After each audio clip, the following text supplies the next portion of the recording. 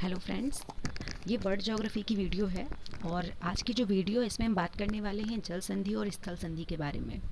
बहुत ही important video है ये। अगर आपने इसके पहले वाली वर्ल्ड ज्योग्राफी की वीडियो नहीं देखी हैं तो उसको भी आप देख लें, क्योंकि जब तक आप वो वीडियो नहीं देखोगे तब तक ये वीडियो नहीं आपको क्लियर होगी। तो आइए शुरू करते हैं। जल संधि व स्थल संधि इम्पॉर्टेंट है, हर एग्ज़ाम में यहाँ से एक आध क्वेश्चन आते हैं। तो सबसे पहले आपको बता दें कि जल संधि क्या होती है। तो जल संधि को इंग्लिश में कहा जाता है स्ट्रेट।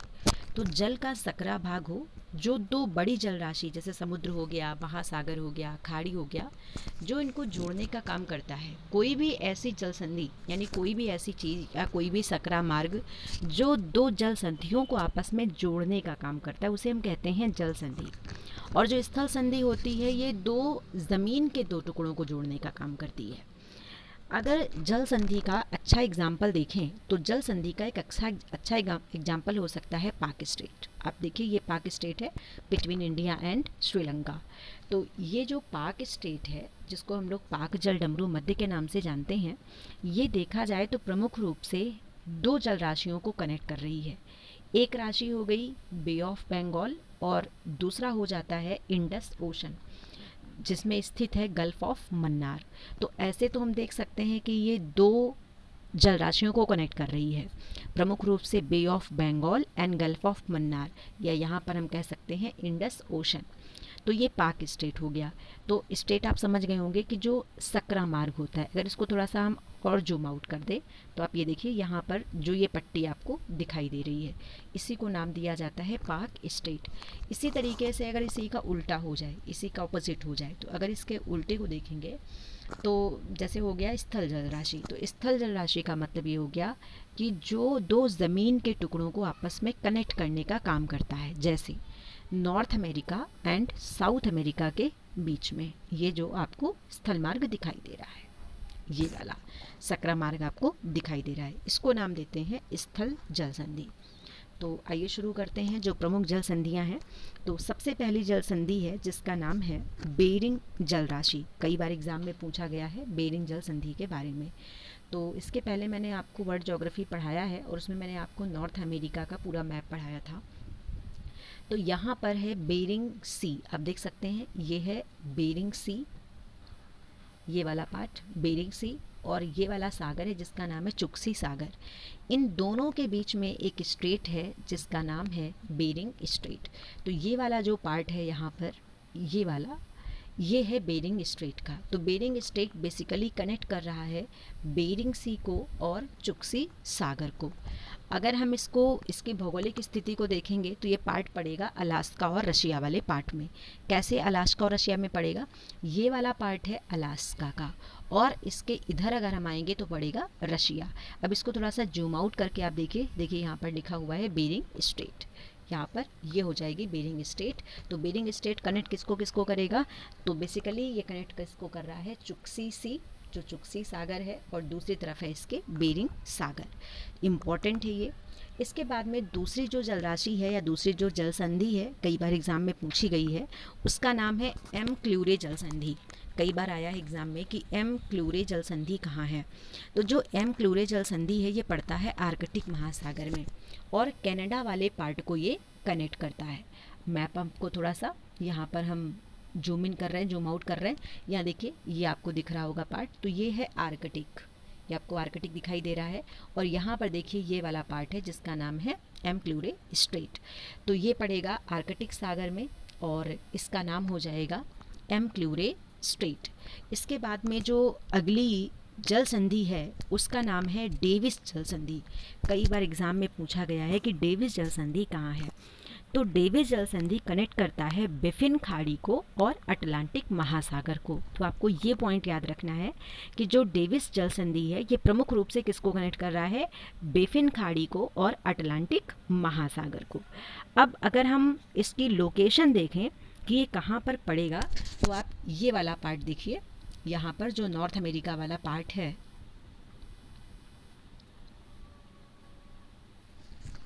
ये वाला पार्ट आप देखिए, यहाँ पर ये है डेविस स्ट्रेट। तो ये हो जाएगा बेफिन बे या फिर बेफिन बेसिन, ये लिखा हुआ है बेफिन बेसिन।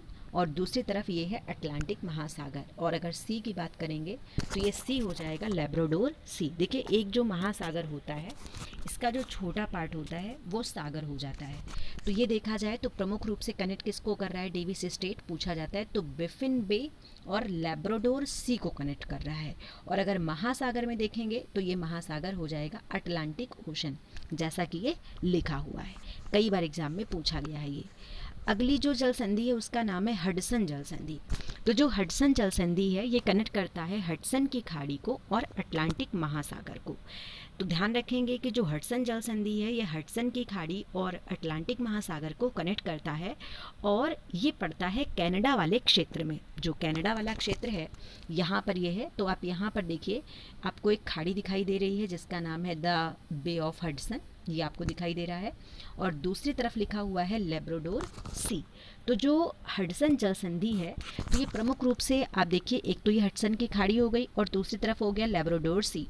ये जो लैब्राडोर सी है ये पड़ता है अटलांटिक महासागर में। तो हम इसको ये भी कह सकते हैं कि जो हडसन स्ट्रेट है, ये आपके सामने हडसन स्ट्रेट है, तो जो हडसन स्ट्रेट है ये कनेक्ट कर रहा है हडसन बे को अटलांटिक महासागर से। या अगर ऑप्शन में अटलांटिक महासागर नहीं होगा तो ऑप्शन में आपको मिलेगा लैब्राडोर सी। तो आपने देखा कि प्रमुख रूप से ये कनेक्शन किसका हो रहा है, यहाँ पर हडसन बे के साथ साथ लैब्राडोर सी का कनेक्ट करने का काम कौन कर रहा है, हडसन स्ट्रेट। इसके बाद में जो अगली इम्पोर्टेंट जल संधि है उसका नाम डेनमार्क जल संधि। ये जो डेनमार्क जल संधि है ये कनेक्ट करता है उत्तरी अटलांटिक को एवं आर्कटिक महासागर को। यानी कि जो डेनमार्क होगा ये नॉर्थ अटलांटिक को और आर्कटिक महासागर को कनेक्ट करेगा। बेसिकली दो यहाँ पर कंट्रीज़ भी हो जाएंगे, एक का नाम होगा इंग्लैंड और एक का नाम होगा फ्रांस। यानी जहाँ पर इंग्लैंड फ्रांस है वहीं पर है ये डेनमार्क जल संधि। अगर मैप में देखें डेनमार्क जल संधि तो जहाँ पर डेनमार्क है, इसको थोड़ा सा हम जूम इन कर रहे हैं तो आप यहाँ पर देखिए ये लिखा हुआ है डेनमार्क स्टेट। ये वाला पार्ट आप देखिए ये है डेनमार्क स्टेट। तो डेनमार्क स्टेट आप देख सकते हैं कि ये कनेक्ट कर रहा है उत्तरी अटलांटिक को और आर्कटिक महासागर को। तो ये पार्ट हो गया आर्कटिक महासागर का और ये हो गया उत्तरी अटलांटिक महासागर का। इन दोनों को कनेक्ट करने का काम कर रही है डेनमार्क स्टेट। तो ये आपको ध्यान रखना है। इसके बाद में जो अगली जल संधि है उसका नाम है जिब्राल्टर जल संधि। बहुत ज़्यादा इम्पॉर्टेंट है जिब्राल्टर जल संधि। जिब्राल्टर जल संधि कनेक्ट करता है भूमध्य सागर को और अटलांटिक महासागर को। यानी कि जो भूमध्य सागर है जिसको कभी कभी हम इक्वेटोरियल सी भी कहते हैं और कनेक्ट करता है अटलांटिक महासागर को। तो अगर मैप में देखें कि ये कहाँ पर होगा तो जहाँ पर आपने मैप देखा है अफ्रीका वाला, तो अफ्रीका वाले मैप में ये पड़ती है जिब्राल्टर। ये वाला पार्ट आप देखिए यहाँ पर ये पार्ट है, ऊपर यहाँ पर यूरोप वाला पार्ट है और दक्षिण में है इसके अफ्रीका। यहाँ पर आप देखिए लिखा हुआ है स्ट्रेट ऑफ जिब्राल्टर। ये जो छोटा सा पार्ट आपको दिखाई दे रहा है इसी का नाम रखा गया है स्ट्रेट ऑफ जिब्राल्टर। इसको कभी कभी भूमध्य सागर का प्रकाश स्तंभ भी कहा जाता है। अब अगर हम इसको थोड़ा सा ऐसे कर दें, जूम इन कर दें, तो आप यहाँ पर देखें जब हमने इसको जूम आउट किया है तो आप देख सकते हैं कि जो जिब्राल्टर है ये भूमध्य सागर को और अटलांटिक महासागर को कनेक्ट करने का काम करता है।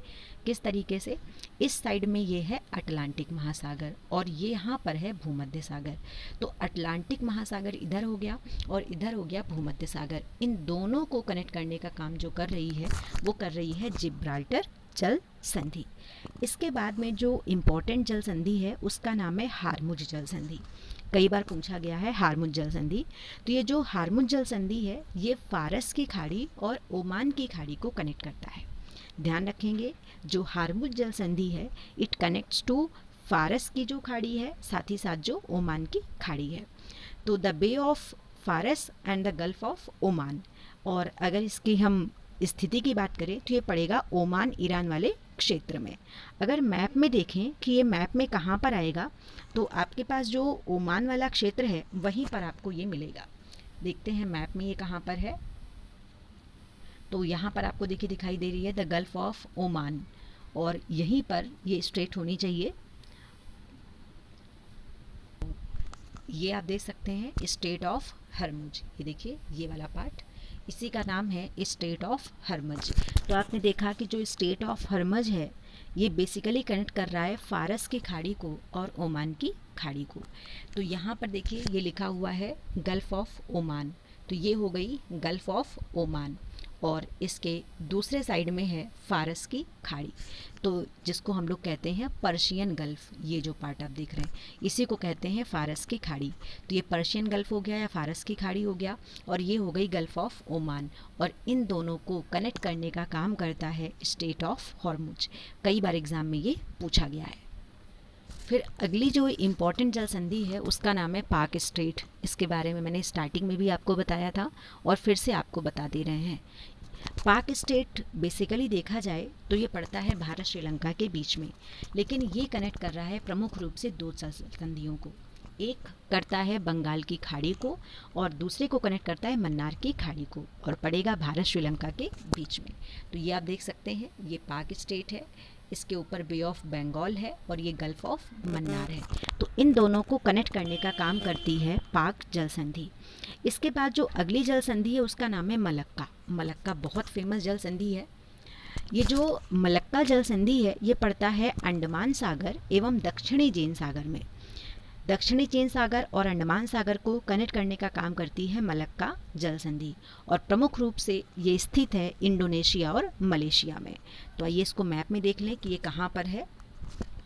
तो जहाँ पर आप ये इंडिया वाला पार्ट देख रहे हैं यहीं पर ये वाला पार्ट जो आपने देखा स्टेट ऑफ मलक्का, तो ये आपको मिल गया स्टेट ऑफ मलक्का। तो स्टेट ऑफ मलक्का आप देखिए कि जो ये कनेक्शन करने का काम कर रहा है स्टेट ऑफ मलक्का में, इसमें एक तरफ है अंडमान सागर और दूसरी तरफ है दक्षिणी चीन सागर। दक्षिणी चीन सागर अभी काफ़ी चर्चा में भी था, तो इसको नाम दिया जाता है अंडमान सी। ये वाला जो पार्ट है ये हो गया अंडमान सी, और इस साइड में हो गया जिसको हम कहते हैं दक्षिणी चीन सागर, और इन दोनों को कनेक्ट करने का काम कर रहा है स्टेट ऑफ मलक्का। इसके बाद अगली जो जल संधि है उसका नाम है सुंडा जल संधि। फेमस जल संधि है सुंडा जल संधि। ये जावा सागर और हिंद महासागर के बीच में है, और जो क्षेत्र होगा वो होगा इंडोनेशिया। अगर मैप में देखें कि ये सुंडा जल संधि कहाँ पर है, तो जहाँ पर इंडोनेशिया आपने देखा है ये पूरा पार्ट इंडोनेशिया वाला ही है, यहीं पर है सुंडा स्ट्रेट। इस मैप में सुंडा जल संधि नहीं है, लेकिन फिर भी आपको हम इसको समझा दे रहे हैं मैप के थ्रू। ये आप देख रहे हैं जावा सी, और इस साइड में है इंडियन ओशन यानी कि हिंद महासागर। तो इन दोनों के बीच में जो स्टेट है ये स्टेट करीब यहाँ पर पड़ेगी। आप ध्यान रखें ये वाला पार्ट यहाँ पर पड़ेगी ये सुंडा जल संधि। सुंडा जल संधि के बाद जो अगली जल संधि है जो आपके लिए इम्पोर्टेंट हो सकती है उसका नाम हो सकता है जापान जल संधि। जापान जल संधि जो है ये पड़ती है प्रशांत महासागर में। तो जो जापान वाला पार्ट है वहाँ पर आप इसको देख सकते हैं। तो यहाँ आइए देखते हैं कि ये कहाँ पर है। आप ये देख सकते हैं ये जापान स्टेट है, यहाँ पर इसको नाम दिया जाता है जापान स्टेट। इसके बाद एक अगली इम्पॉर्टेंट जल संधि है जिसका नाम है बॉस जल संधि। बहुत ज़्यादा इम्पॉर्टेंट है ये बॉस स्टेट। ये जो बॉस स्टेट है ये तस्मान सागर और दक्षिणी सागर के बीच में है, और अगर लोकेशन को देखें तो इसकी लोकेशन हो सकती है ऑस्ट्रेलिया। तो आइए मैप में देखते हैं तस्मान वाला, ये पार्ट मैंने आपको पढ़ाया भी है। ये आप देख सकते हैं ये है तस्मानिया और ये है ऑस्ट्रेलिया। इनके बीच में जो स्टेट है इसका नाम है बॉस स्टेट। कई बार एग्ज़ाम में पूछा गया है बॉस स्टेट के बारे में। तो बॉस स्टेट जो है ये प्रमुख रूप से ये तस्मान सागर को और दक्षिणी सागर इन दोनों को कनेक्ट करता है। इसके अलावा एक और जल संधि आप याद रखेंगे कुक जल संधि, कई बार एग्ज़ाम में आया है, जो कि पड़ती है न्यूजीलैंड में। ये जो कुक स्टेट है ये आप मैप में देखें जो ये न्यूजीलैंड है, यहाँ पर दोनों जो ये न्यूजीलैंड में प्रमुख रूप से दो द्वीप हैं, एक उत्तरी न्यूजीलैंड और एक दक्षिणी न्यूजीलैंड। इन दोनों को कनेक्ट करने के लिए जो स्टेट है इसका नाम है कुक स्टेट। और अगर सागर की लोकेशन को देखें तो ये दक्षिणी प्रशांत महासागर को कनेक्ट कर रहा है, यानी कि ये पड़ता है दक्षिणी महासागर, दक्षिणी प्रशांत महासागर में। तो ये प्रमुख रूप से जल संधियाँ थी। एक और जल संधि है वो भी कभी कभी एग्ज़ाम में पूछ ली जाती है आपसे, टारस जल संधि। तो जो टारस जल संधि है ये भी ऑस्ट्रेलिया में है, पापुआ न्यू गिनी के पास में, अफुरा सागर और पापुआ की खाड़ी पर। तो आप ये भी एक देख लीजिए, ये भी इम्पोर्टेंट आपके लिए बन सकती है जल संधि, जिसका नाम है टॉरस स्ट्रेट। तो आप ये देखिए, टॉरस ये आराफुरा सी है और यहाँ पर आप देख रहे हैं ये है टॉरस स्ट्रेट। तो इसके ऊपर जो आप देश देख रहे हैं इसका नाम है पापुआ न्यू गिनी, ये वाला पार्ट, और ये हो जाता है ऑस्ट्रेलिया, और इनके बीच में स्थित है जिसका नाम है टॉरस स्ट्रेट।